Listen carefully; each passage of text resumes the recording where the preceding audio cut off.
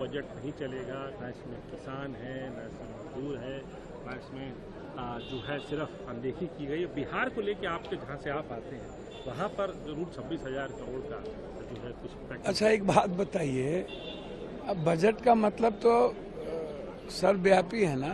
Budget का मतलब होता है एमएसपी, मनरेगा। बजट में आपने अग्निवीर पर भी नहीं चर्चा की, बजट में एजुकेशन पर चर्चा नहीं की। किसान के बजट को जब आप 19 में आए थे तो 5 पॉइंट कुछ था, अभी 3 पॉइंट कुछ है। बजट में 3 पॉइंट का प्रावधान आप कर दिए। मनरेगा में आपने कुछ नहीं किया। आपने ममता, आशा, रुसैया, इन जितनी सारी चीज़ें हैं इस पर आपने बजट में कुछ नहीं किया। रेलवेज को एकदम आप ख़त्म ही कर दिया, बजट से बिल्कुल निकाल के ही फेंक दिया। आप जो मिडिल क्लास हैं आप उसको, आप जो 3 से 7 लाख है उसको आपने परसेंटेज टैक्सेस के बढ़ा दिए। उसके बाद जो इंश्योरेंस है, इंश्योरेंस में भी अब आप समझिए ना, छोटी छोटी उम्मीदें गरीबों की इंश्योरेंस में लगता है, लाइफ इंश्योरेंस में, उसमें भी आप टैक्सेस कर दिए हो। तो आप बजट को आप ना तो एजुकेशन के लिए देखा, ना तो यूथ के लिए। आप कह रहे हो कि प्राइवेट जगह पर हमने इतने यूथ के इंस्टीट्यूट के लिए मैंने ऐसी व्यवस्था कर दी। भैया, नौकरी के लिए तो कोई बात ही नहीं कर रहे हो आप। 2 करोड़ जो नौकरी की बात करते थे उस पर चर्चा ही नहीं होती है। आप रोजगार पर चर्चा ही नहीं कर, आप बात कर रहे हो बस सिर्फ राजनीति और सियासत कैसे हम झांसे में रखें।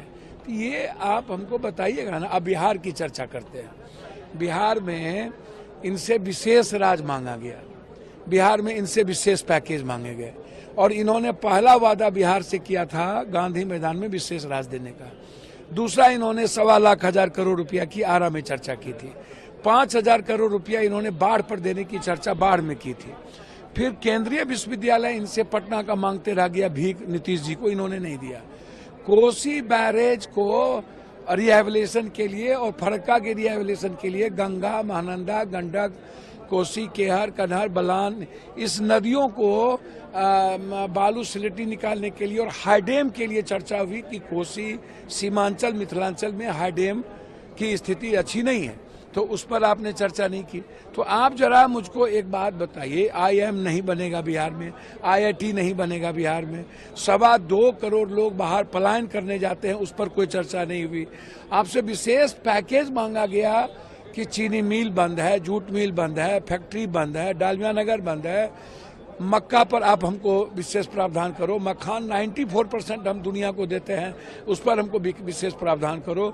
दूध प्रोडक्शन पर आप हमसे चर्चा करो, फूड प्रोसेसिंग पर चर्चा करो। इस पर कोई बात नहीं। न तो आपने विशेष राज की, न विशेष पैकेज किया। आप 2 साल पहले जो बांका में विद्युत परियोजना थी उसको आप फिर 35 कर दिया।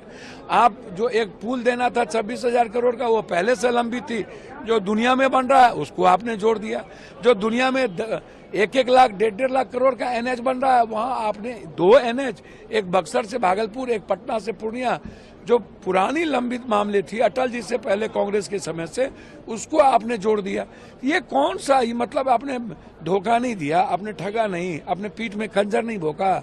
आपने बिहार की जनता से सर्वोपरि आप सियासत समझते हैं आप लोग, ये सियासत नहीं है। इसलिए जनता, बिहार की जनता के साथ धोखा है। न विशेष राज, न विशेष पैकेज, न पलायन को रोकने के लिए, न बाढ़ से मुक्ति के लिए। आप कह रहे हो कि हम चर्चा करेंगे नेपाल से। कब चर्चा कीजिएगा भैया?